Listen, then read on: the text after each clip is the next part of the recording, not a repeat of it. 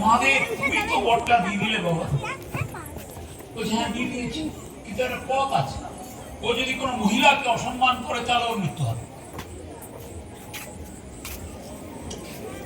ব্রহ্মা পারলেন না, বিষ্ণু পারলেন না, মহাদেব পারলেন না, তিনজন মিলে আলোচনায় বসলেন।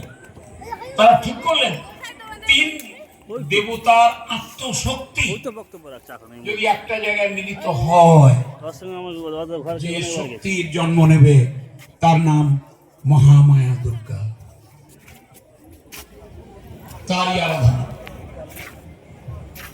আর বাংলার মাটিতে মাতৃ জাতিকে দেবী রূপে বন্দনা করতে কে শেখালেন?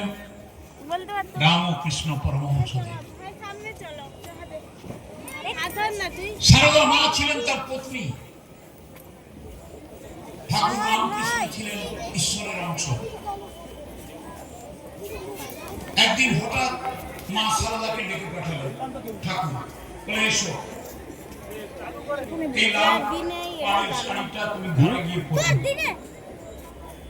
তিনি মনে করে বেরিয়ে এলেন, আসন পেতে মা কালীর পায়ের নিচে তাকে বসালেন।